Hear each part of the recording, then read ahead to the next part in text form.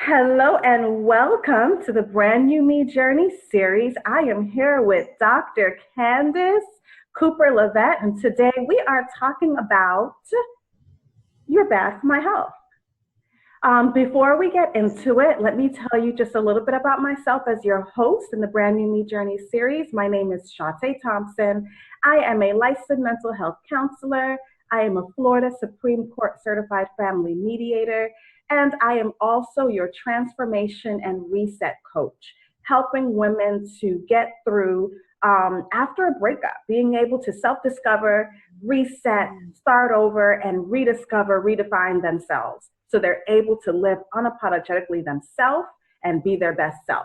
The Brand New Me Journey series, we all are journeying to be our best selves at various stages. We have the beginning, the middle, and the lifelong. So I have wonderful experts coming in to talk about some different things. Today we are talking about toxic relationships, and we're going to be able to find out how we can improve and know the signs and be better overall after we know what to look for and how to get out of them.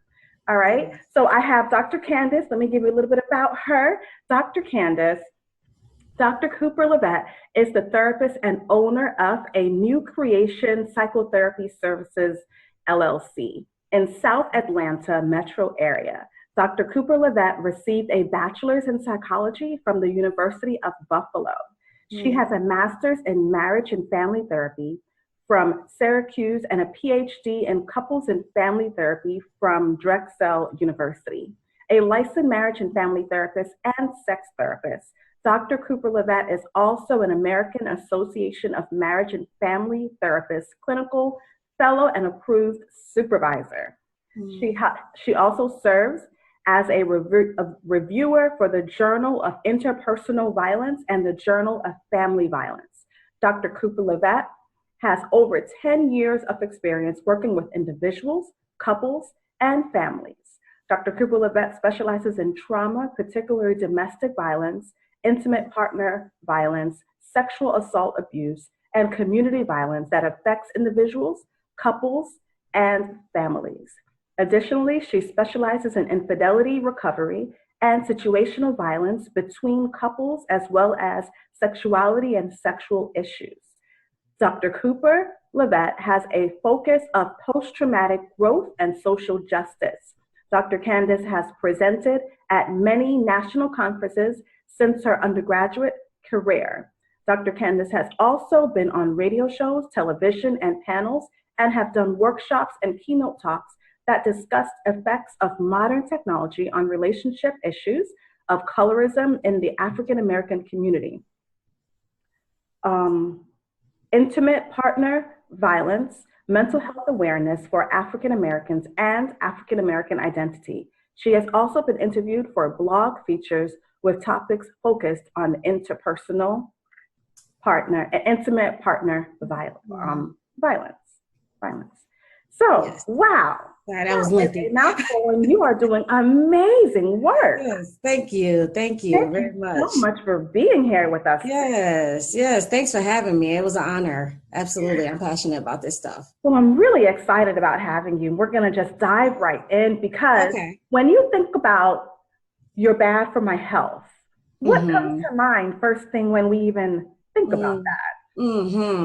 I think about like you said, like toxicness, things that bring bad energy into your life. It can be individuals, it can be behavior, but things that make you not at your best self. Because I'm all about being your best self, your authentic self. And I think relationships or things can get in the way of that. And those things that do that to me is kind of like, you're bad for my health kind of thing. So that can be familial, that can be romantic, that can be friendships. But if it's like, if you're taking more out of me than you are putting into me, then that, you're bad for my health. So I love that statement.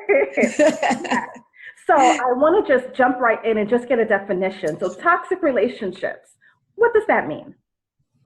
Toxic relationships, because it can be, it can be objective, but I think it's also subjective in a sense. So, and I come from a subjective space. And toxic relationship is basically anything that is pulling away from you that is also I would say abusive. Okay. Emotionally, mentally, financially, because I think a lot of times people think toxic relationships, they just think about like the physical abuse, right, or they think about drastic things, you know what I mean? And those things are very much common and is becoming a little less taboo, but it still is taboo. But I believe toxic relationships is anything that's taken away from me. You know what I mean? Anything that is abusive in nature. Abusive in nature. I like that. So yes. Can you give us a few examples? Because you mentioned yes, it doesn't necessarily have to be an intimate relationship. It can yes, be a family relationship or a friendship. So can you give a few examples of sure relationships can be? Sure, definitely. Because a toxic thing, for example, can be someone who takes advantage of you all the time. You know what I mean? And so sometimes it can be, and it can be something like that's more covert, like say if every time we go out to eat, for example, and this is more on a minuscule scale, but I'm always the one paying, or I'm always the one suggested to drive, or I'm always the one, spending on gas money or something like that in a friendship context, or even emotionally, like I may be always the one giving and giving, and you're taking and taking, but when I need you, you're nowhere to be found. You know what I mean? Even with family, when it comes to, and I think about finances too, when it comes to family, it can be that emotional, not emotional, financial, being taken advantage of in the sense of I'm always giving, right, and no one's ever poured into me. So I'm looking at it as kind of, a lot of people say give and take, but I believe it's give and give, you know what I mean? And so I think that is another piece. And even in regards to romantic relationships, kind of the thing, if I feel less than who I am as a result, and I hold both, because it's the behavior of the individual that you're in a relationship with, but it's also the behavior of self and how you internalize and filter those things. So I kind of look at it in both ways. So another one can be like, this whole major thing about gaslighting, where the person makes you feel like you're going crazy. So it's just like, for example, I had someone where her partner was packing to leave. Okay. And then she brings it up about, where you going? Like, I saw suitcases there. And he was like, no, you didn't. What are you talking about? That's an example of something toxic, because now she's like questioning her own reality. Right. Like, did that really just happen to me? You know what I mean? And so she started questioning her ability to be conscious, to be sane, honestly. Right. You know what I mean? So to me, that's another example of how something can be toxic, as well as making you feel like you're what you're thinking or what you're feeling is invalid. Or that is false. You know what I mean? And like I say, especially with family, because it's like, oh, you're overreacting, or, it's not that serious. I need to calm down. Especially when people don't set good boundaries with themselves, for themselves. I like that you mentioned boundaries, because that's major. We need to make sure that we are setting boundaries and keeping these boundaries, because with certain individuals, we might set some boundaries, but then because we want to stay in good graces with them, we might bend it a little bit. And then every time we bend a little more. And so ourselves overall, because and then we're feeling extremely drained. Right? Absolutely. You're totally right about that. So especially like really boundaries. It is. And, it's this thing, because, I'm always careful about how I language things, because I feel like, it's the accountability of the individual who's causing the toxicity in your life or the pain. And at the same time, it's kind of this concept of teaching people how to treat us. Right. So, kind of how we expect people to treat us is a reflection, or how we get treated is a reflection of how we expect people to treat us.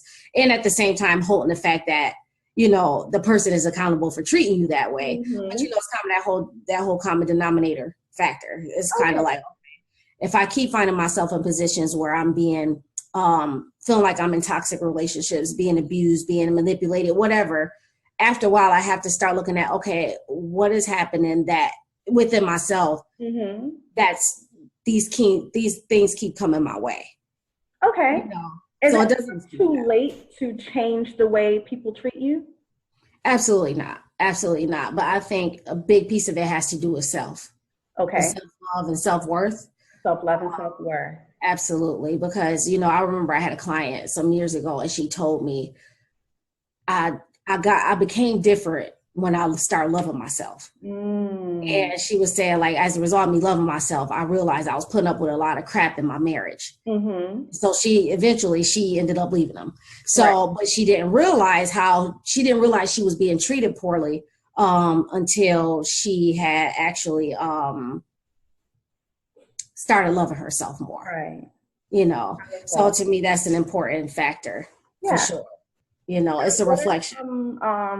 What are some signs or some Mm-hmm. things that you feel within yourself for you to Mm-hmm. know that you are in a toxic relationship? Some signs would be just kind of like, a lot of times people are in denial. Mm-hmm. They don't want to believe that they're in something. So, if someone is constantly making you feel less than yourself, like so kind of feel like you're beating down on yourself, like you're not good enough. Mm-hmm. Like, so an example would be like, oh, like if you will only be like this, or if you will only dress like that, if you will only be nice like she was or like he was, if you will only, treat me or like take me out more, or even when it comes to judgment of character, you know what I mean? It's like, oh, wow, she's so smart. I wish you could be smart like that, like things like that. Also like extreme, like jealousy, where it's just kind of like, I don't want you really, and this is in friendships too, because I've seen this, like they don't want you hanging out with nobody else and kind of feel some kind of way if they see you hanging out with someone and really feel like, oh, you so busy over here hanging out with everybody else, you don't got time for me, and things like that.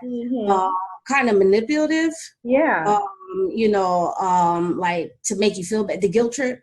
Right. Like, oh, wow, if you really love me, you would just, you would do this or do that. But if it's going against what I believe in or my integrity, to me, that's another example. It's just like, oh, well, if you love me, you would, take this shot. I'm being drastic. But, I've seen those situations too. Right. Like, even with drug use, it's like, oh, if you really love me, if you really want to get to be a part of my world, then you need to do the things that I want to do. You know what I mean? And so that's another example as well. So it's just those things about what they want to do or how they are, or like I said, being manipulative and kind of taking advantage of you in that way. Because like I said, it doesn't necessarily have to be physical. Right. You know what I mean? Or, but even emotional, like name calling. But of course, it doesn't always start that way. It's just those little things of kind of possessive a little bit, kind of, like I said, manipulative, just testing you, just pushing your limits to see how far you'll go. And like I said, I do this both and thing where it's just kind of like, I get a notification about my battery dying. Shoot. It's kind of like a thing where it's people will go as far as you allow, kind of like you said with the boundaries. Okay. Like that line, we draw that initial line in the sand, but it'll slowly, you find yourself, that person is walking beyond that line and know the point. I feel like most of us know where someone is crossing that boundary line. But an individual who is toxic will continue to push, you know what I mean? Just in little ways like, oh, I need you to get me a sandwich from the store. This hypothetical is 1 a.m. Now, that will be a determining factor in how far they go. Just if you do it like, oh, let me go. And I've seen those situations too. Oh, I'll drive in the middle of the night to get him a sandwich. Why can't he go out and get you a sandwich? You know what I mean? And so it's just kind of like some of those little tiny things. It's like planting seeds in a sense. Let me give an example of something that I went through. And it really was just a friendship. And within this friendship, I just felt like every single time when I spoke to this individual, I felt drained.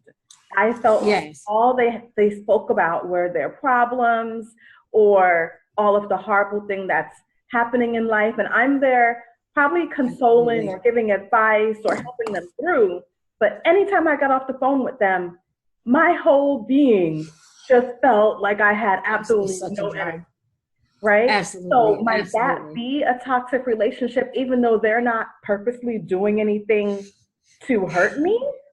Yeah, and it can be, and it makes you feel kind of bad, but at the same time, it's draining you, and I remember I had a young lady where she had that kind of friendship, and they've been best friends since like 9th grade. It's been about 15-20 year relationship, friendship. But she was saying like, basically she a Debbie Downer, her friend, and she was like, I feel so bad for her, like, but she was like, every conversation is so draining, you know, and she was like, and I'm happy in my life, you know, but she don't want to feel like, oh, sorry to hear that, but I'm happy, you know. But a suggestion that was made was basically, why don't you lead the conversation, you know, and make it more lighter. But those can be very much toxic. Like you said, it's not intentional, but it's kind of like, okay, honey, like, at what point what are we going to do about this? Because, you know, and it's coming from a place of love and care. And it's like, this is draining for me. And I feel like I can't, you know, really be effective in this relationship because every interaction, not everyone, not to make a blanket statement, but the majority of the interactions that we have is draining me. And, you know, and then sometimes I believe in energy all day. Sometimes people's negative energy kind of jumps on you. Even you could be having a good day, but, you know, sometimes, like you said, it's kind of like, if they're coming with some negative stuff, you know, oftentimes in conversation, it can be very draining. And so it's kind of setting boundaries with that too, you know, and it's having a balance. Cause like I said, you want to be like, oh girl, I'm hanging up on you, I don't want to hear this. But it's like, okay, you know, I have to set a boundary. I'm not trying to be, you know, harsh or unloving, but I have to set a boundary for myself and I'm an advocate for self-care. So it's like, you get in the way of my self-care and I can't allow that continuously, you know. So it's ultimately it's still resting that I have to set boundaries for myself, because, you know, no one can do it better than you can. That makes absolute sense. Right? Because then now you're going to hold yourself accountable to not entertain things that's going to use that positive energy from yourself. So I love that you mentioned having a talk with your friends, having a talk with individuals in your life that are bringing you down in some type of way, or that are having behaviors that feel toxic or that are toxic, because then at least you call it out, you have a conversation about it, you come up with ways to improve, and then if it doesn't improve, then you can remove yourself altogether. So I love that communication piece, calling it out, addressing it, and finding ways through it. Absolutely. And transparency is so important. I believe in transparency in relationship. And to me, that increases emotional intimacy. Having those things. And in my mind, I guess in my fantasy world, I would hope that would be something that friend would appreciate later. Maybe not in the moment, but maybe later, just this shows how much you respect the relationship enough to share that, as opposed to sitting in it and keep taking it. And then eventually, for some people, they may explode. I mean, it's really a bad. Don't want that. Absolutely. Okay. Really good stuff. Definitely. So what would be a major difference between a healthy, before I even ask that question, you mentioned manipulation. A relationship. And that word gets tricky sometimes, where people don't really understand what manipulation is or what it looks like. So can you define manipulation, and can you give some examples of what that looks like? Let's say like in an actual relationship, an intimate relationship, what that might look like. Yeah, definitely. So in a romantic relationship, manipulation can look like, you know, something for that individual's personal gain, but it puts you at a disadvantage. That's how I look at it, you know, and so it's for their own satisfaction. And a lot of times, you know, I use the basic term of somebody trying to get a rise out of you, you know, and, you know, in those relationship contexts, it's about power. To show like how much power do I actually have in this individual's life, you know. And so you know, people be like, for example, somebody, you know, they get mad and they like, oh, I'm about to do me, I'm about to go out, I'm gonna do this, that. Now, are you really about to do that, or are you just saying that to get a reaction out of the person you with, to see how much they actually care? You know what I mean? Or see how much pull you have on them, you know what I mean? Or it's just kind of like I said, the whole "if you love me" clause. I've heard that's so generic. Like, well, if you love me, you would do this, or if you love me, you would, you know, buy this car for me, or you know what I mean, or or you would, you know, give me this $200-300, or you know what I mean. And even with finances, because I've seen it to a place where it's kind of like, okay, you know, I got you, you know, like, you don't got to worry. And it's like, I'm trying to, you know, and then it'll be this thing where I'm trying to make us better. And, you know, you don't want to help us get better. And if you just give me this money, we will be fine. But it's your fault you know, it's all about the other person. Is Okay. a lot of blaming involved in manipulation as well. Mm-hmm. So it's like, it's your fault if we fall apart or if things go wrong in this relationship, is because of you, because you didn't want to do ABC or basically do what I said I wanted you. Exactly. Okay. And Okay. then it's a lot to carry. Yeah, So definitely. that power word holds Power. very true when it comes to Mm-hmm. manipulation and trying to get you to do exactly what I want you to do. Exactly. And getting that rise out of you, like that emotional. Exactly. Okay. Yeah. Okay. Yeah, because it's kind of like the thing. Well, I mean, it's kind of the same concept, but it's different words. It's basically like, he who angers you controls you. That whole thing. Mm-hmm. So I think it's the part of that piece, like, oh, let me see if I push these buttons, what kind of response? Because you know, it's when people don't really have a response to something, the person doesn't do it anymore. Right. But if you're doing a particular behavior, it's because you want a particular response, and when you keep getting it, you're going to keep doing that particular behavior. Especially if it's to work in your favor, right? And you're coming from a manipulative space where you want to have favor or power in that relationship, you know. And I feel like every relationship, there is a power differential, but it just depends, because in those one where it's toxic or manipulative, the person who's in power is typically the more manipulative one, the more toxic one. Mm-hmm. Okay. You know? Mm-hmm. Okay, that makes sense. So what is a major difference between a healthy relationship and a toxic relationship? Like, how can someone that feels like they're on the verge of, I'm not really sure if I'm in a healthy relationship or if I'm in a toxic relationship, what are some things that they can look for to know that they're in something that's healthy, or to know that, okay, I probably need to keep an eyebrow up, some red flags? Absolutely. Yeah. I feel like healthy relationships have a lot of course, to me, communication is like number one. Communication, and transparency and honesty. Because to me, transparency is different than honesty. Transparency is like, you can see right through me like a glass. Okay. You know, honest, I can be honest, but you may not know what's going on inside my mind. You know, so those types of things are very important in healthy relationships. Even brutal honesty, but it's coming from a place of love and care. Exactly. I feel like I can be myself 100% in a healthy relationship, unapologetically. That that we love each other with who, you know, as who we are, that there's no comparisons, you know what I mean? But you just accept me for who I am completely, you know, and we also have amazing, you know, intimacy, and intimacy is not just sex, you know what I mean? But I think about the emotional connection, you know, being able to be vulnerable with one another. And that goes in hand with the transparency piece, that the person makes me feel like my best self being with them. Like, you know, I don't believe in the clause of someone completes me. I believe in the clause of you add to my life. Yeah. You know what I mean? Because I'm complete within myself. You know what I mean? And so that we are both complete within ourselves, and that we are interdependent, meaning, you know, we're not enmeshed and we're not rigidly, you know, we're not so rigid that we're so distant from each other. But we have, you know, I just think about those circles, the two circles, and they got the shade in the middle. So it's like, I have my stuff, you have your stuff, and we have our stuff. Exactly. So I think you're able to distinguish yourself and yourself in a relationship, because sometimes people get lost. They lose their identity. Especially many times that happens. Yes, men and women, but women much more. So to me, and those are the things that promote healthy relationships, and even having our own, like I said, separate things, our friends, but even having mutual friends, you know what I mean? And like I said, also just having a sense of that kind of feel like a best friend, kind of like you feel safe with this person. You know, you don't feel like you have to feel ambivalent or walking on eggshells, or even questioning your own self, I guess, you know, like that my self-worth and my self-love continue to get fed and increased within self.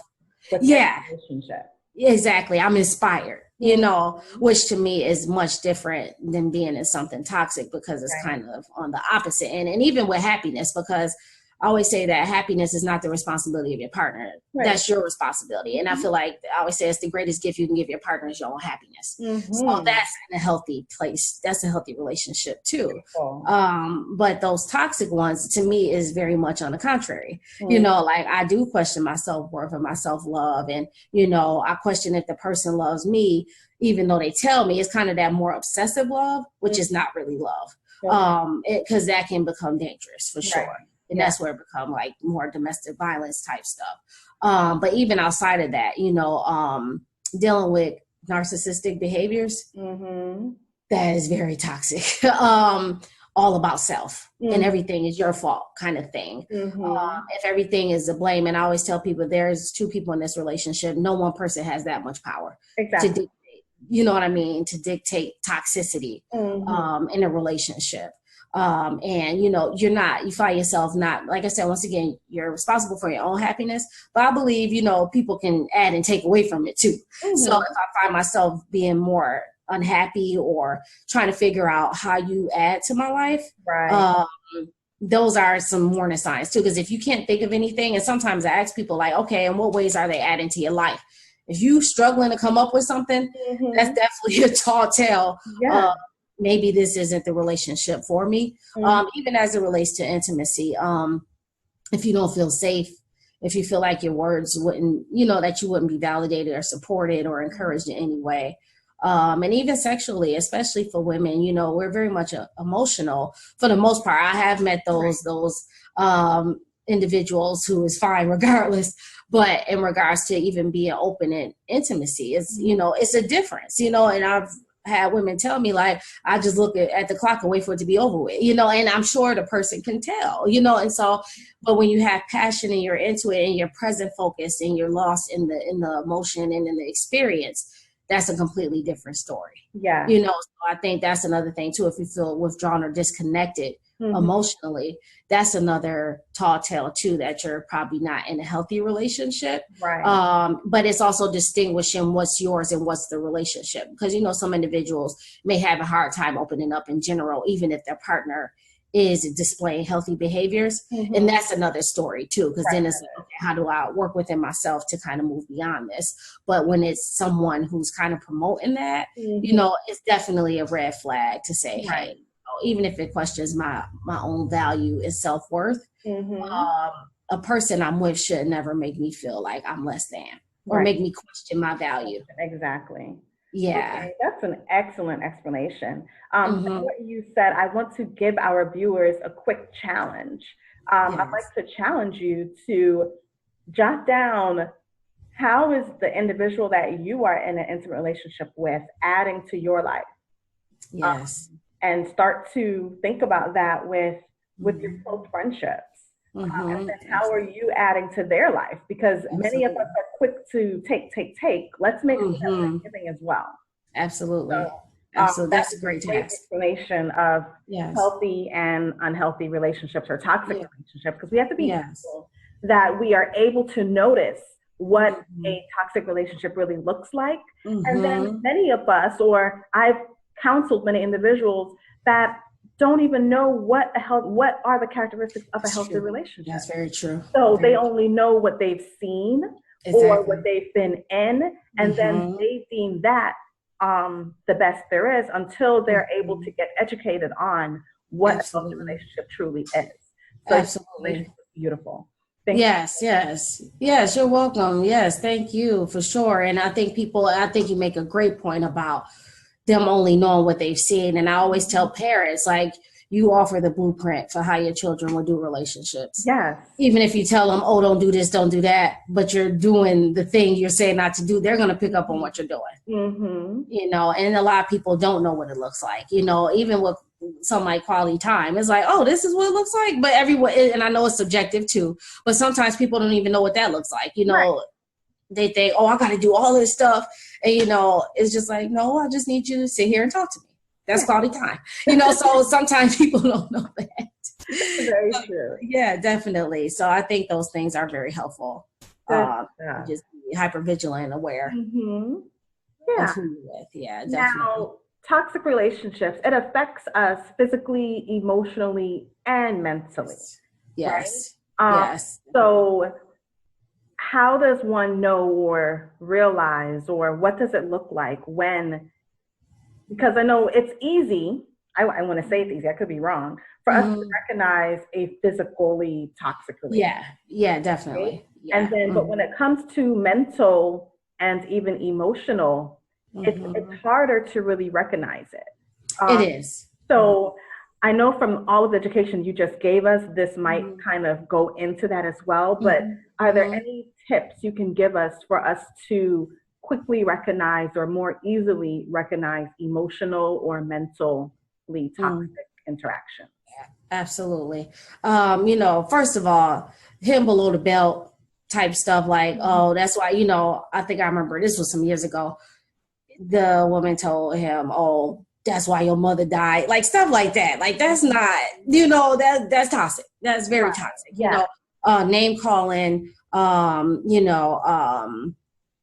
in arguments particularly, you know what I mean? Or even in general, you know what I mean? Even making you feel, like I said, making comments and making you feel less than. I know a lot of clients that I had where they would compare more upward comparisons, like, like it'll be someone walking by like, wow, why can't you have that shape? You know what I mean? Or why can't you work out and look like this or that?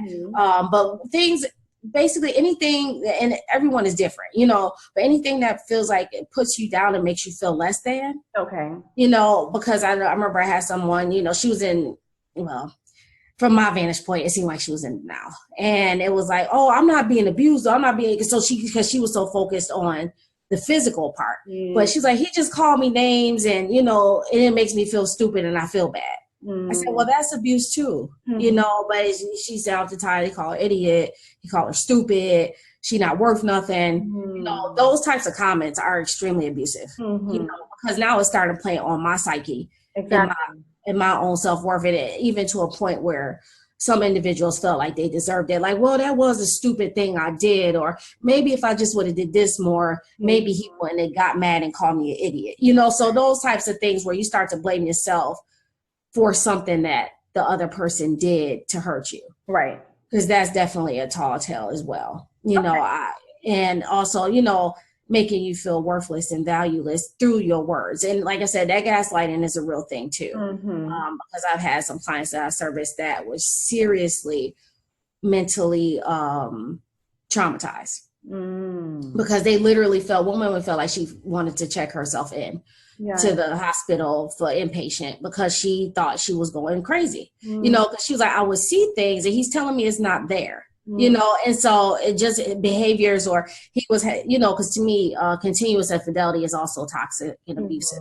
I understand people make there's difference between mistakes and decisions. It's not a mistake. You made a decision to step out, but continuous infidelity to the point where now is like, he basically tell her she going mad and she making stuff up. Right.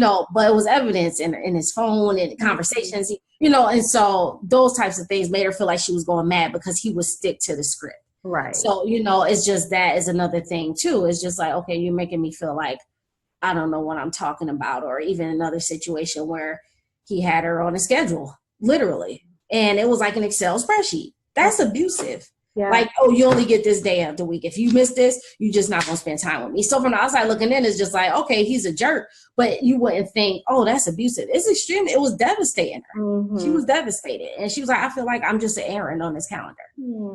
And so those kind of things too. I mean, that's, you don't hear that as often, but I'm sure it wouldn't be a surprise. Right. It happens. Exactly. And it's like a 360 shift, or 180 rather, with regard to things, because sometimes people don't present themselves that way. Because sometimes, people who are manipulative. Yeah, exactly. So usually, especially narcissistic behaviors, very charming, very endearing, nice smiles usually. And that's how they pull you in. Everyone loves them, then boom. Those true colors come out and it's like, wait, what just happened here? Yes. Exactly. In public, it's something else. Something totally different. Exactly. Closed doors. Yeah. And that's another contributor to, that mental impact, because it's like, okay, what's wrong with me? Because everyone else loves them out here, but why am I the only one that does it? And then even the person will say that, like, everyone loves me, so I don't know what your problem is. So once again, it's my fault. Right. It's just a negative cycle, and even spiritually too. And it was a documentary I was watching, but the husband was emotionally abusive, and I guess she had a rosary or something that her grandmother gave her, and that was her spiritual groundedness. This man took it, ripped it in half, and threw it in the trash. She said she felt like that experience literally broke her spirit. Yeah, she could never get it back. So little stuff like, I mean, that's a big deal, but people wouldn't call it like, oh, he just, he was mad and broke her necklace, but that necklace meant the world to her. Exactly. So something that's really, you're trying to destroy my being. Mm-hmm. That's something to me that's not, is not healthy, and I think those are definitely signs or clues. Like if I feel bad constantly, mm-hmm. I probably, yeah. And even, writing out, people writing out their non-negotiables on the front end, mm-hmm. sticking to them. Like what are the things that I can absolutely bend on, or what are the things, and even having to question that too, depending, and maybe talking with over a close friend or someone you trust to say, do these things seem realistic? Right. And do they serve me right? Because I'm looking writing them down, you can go back to them. So when you're in certain things, you can have a reminder of absolutely your non-negotiables and what exactly. Yeah, and is it serving me right? Mm-hmm. Because you leaving a dish rag in the sink is way different than it's okay if you hit me here and there. Like I said, I'm talking on extremes, but everyone is different. And I remember someone sharing like, infidelity wouldn't be an issue for me. It would suck, but she was like, but if you don't work, I will leave you if you don't work. So it's just like everyone's own is different based on their upbringing, their expectations for themselves, their self-worth, all of that plays a role. So, absolutely. Okay, so when an individual is in something toxic, they're listening to this, they're realizing that, all right, I need to get out. What can someone do? What are some tips that you can give to help someone start the process of getting out of toxic relationships or ending, even if it's not romantic, or let's start with romantic toxic relationships, but then even think about family relationships or friendships that are toxic. How does one get out of it? Yeah, absolutely. That's a good question. Usually in those romantic relationships, regardless of if there's physical abuse or not, I always talk about a safety plan, just in case, because you never know how someone is. Even if they've never laid a hand on you or anything like that, it's still good to have a plan. And so, usually we write out like a specific plan. So a first step can be like, okay, what are the things that I need, especially if they're cohabitating, because that's a whole other extra layer of what do I need in order to either get them out, or usually in those situations, they've always been the one to leave out of the place where they were.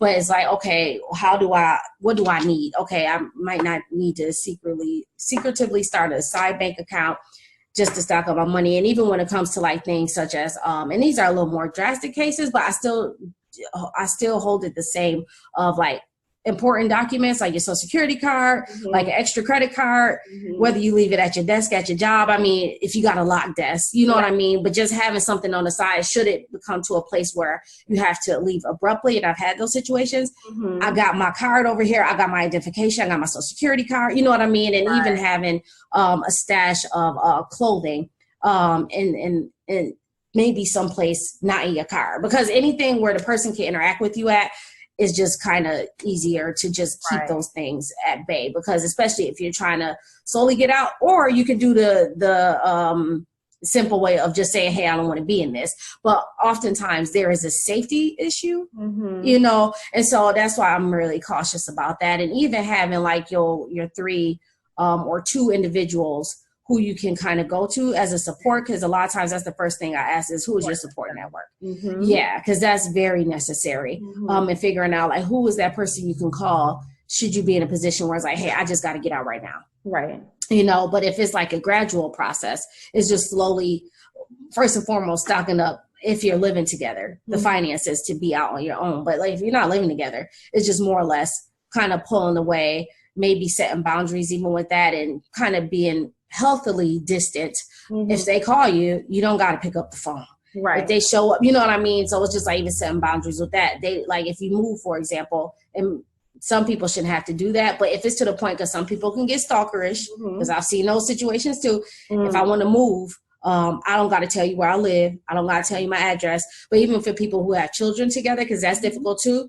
But it's like, let's meet at a mutual place. Okay. And if it's strictly business, if it's nothing about the children, then we don't need to have a conversation. Right. Exactly. And I remember sharing that with someone, because it was boundaries being crossed, where it was it was a lot of arguing, but it was nothing about the kids. Mm. So it's like, you know, if I don't want to be with you, it's like, hey, you know, and maybe sometimes it does require a candid conversation, but you have to really assess for safety. Because the person knows their partner enough to know. But some people, like I said, some people can turn very stalkerish, you know what I mean? Or it can become dangerous very quickly. And, you know, especially depending on the nature of the toxicity of the relationship, you know, it can cost some people's lives. And that's the thing that is not wanted, you know what I mean? Because sometimes people snap. You know, and I just think about the guy, when was that, last year, the Easter massacre or something like that, where the girl, I think, I'm trying to remember the situation. I don't know if she was leaving him, but he was looking for her and he just started killing random people. Yikes. Looking for her. And he was saying, this is my girlfriend and blah, blah, blah. He was looking for her to kill her. And then eventually he killed himself. Wow. So, you know, I just think, and I'm not sure if it was abusive physically, but I think it might have been emotionally and mentally abusive. So, you know, I'm real cautious about those kinds of things and feel like it should be a process. And if I do move, you don't have any whereabouts of where I am. And if we got to meet in a mutual space for the sake of the kids, if it is children involved, because that's another thing, like I said, then we will meet at that mutual space and it's strictly business all the time. Exactly. Strictly business. Okay. Strictly business. Yeah. And it's setting that boundary. But like I said, and even if you have to put, some people have had to put out an order of protection and getting the law involved. I mean, it sucks to have to go to that place, but sometimes in being realistic, sometimes it has to come to that, especially if it's toxic in regards to romantic relationships. Family and friends, I just, you know, I had to do therapy during my doctoral program for my dissertation because it was related to, you know, my experience. But she told me this whole concept of radical acceptance. And she was just saying, you know, with family, they're your family, you know, but she was saying there is radical acceptance. She was like, you know, if a person is toxic in your life and they continue to do the same behaviors, it's great if they change. But she was like, if they don't, you have to deal with them accordingly. So she was saying, like, you don't have to cut them out completely, but she was like, you may have to withdraw a little bit. So she's like, conversations may not be as frequent. You know, you may not spend as much time as you would usually.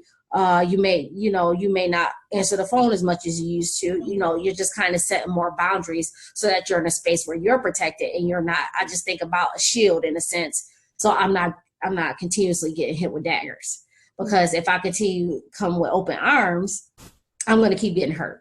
So now I have to deal with you based on how you are. If you change, great. But if you don't, I got to deal with you based on that. Right. And so it might look a little different. Reminds me of like loving from afar. Like, I'm going to love you. Absolutely. I'm going to always love you. Yeah, absolutely. I'm going to keep you at a distance. Yeah. Yeah, exactly. And they're going to see, and I always tell people, they're going to see a difference and they will feel some kind of way, but they'll get over it. But they realize it's you having to do what's best for you. Because I realize a lot of times people don't want people to be mad at them. Right. Or like, oh, I'm going to hurt their feelings or they're going to be mad at me. But it's like, but you're hurting being in this relationship at the level that you're in this relationship. Because, you know, I'm not a fan of emotional cutoff. However, I am a fan of cutting off toxicity. So it's just more like, how do I kind of keep myself at bay from that in such a way that's healthy for me? I take a small, like if it's a family reunion or something, it's a lot of people there. So it's like, okay, I can just kind of avoid the people I don't feel like talking to like that, even though they might be like, oh, you can't speak. Oh, hey, let me go over here. Yes. And keep it moving, you know, and friendships too, you know, and it sucks, but it happens. You have to take care of you. Okay. Ultimately. Great. Well, a question that I love to ask all of my experts that come in, what is the most important thing that you have learned on your journey? Just in general, in regards to toxic relationships? It could be in general. It doesn't have to be toxic relationships. Okay, what is the thing I've learned about my journey? I'm trying to think. Okay, having that inner peace. Okay. Despite what's happening on the outside. Very difficult to do. Very difficult to do. But I you know, this was like a couple weeks ago. It was like you sometimes have those little epiphanies or those light bulbs listening to a sermon. It was just the way he phrased it, because I've heard it in different ways, but he was saying that, you know, it's something about having that inner peace beyond understanding that, you know, there's always situations and things that come your way, always. But he's like, how you respond to it is a completely different story. Yeah. You know what I mean? And so he was saying, like, when you have that inner peace, though these things on the outside are all over the place, you're still okay. Mm-hmm. You're still okay within self. You're still okay within your life. You know what I mean? And then you live in authentically, because I believe in authenticity and genuineness. Mm-hmm. So I feel like when you have those things, I feel like things can be a little less difficult. But sometimes it's a struggle. It is, because it's easier said than done. Right. Yeah, but those are some of the things, you know. When you're so focused on keeping that, even when things come in to try and get you off balance, you have that foundation that you need that inner peace, and you strive for that, that you're able to kind of push things off quicker.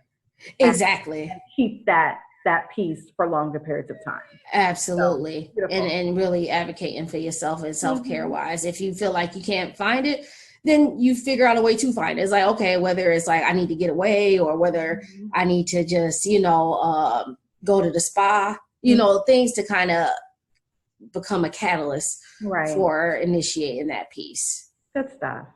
All righty. Dr. Candice, how can the listeners find you? Okay. Yes, they can find me on Instagram as Dr. Cooper Love. And follow New Creation. It's a New Creation PSY.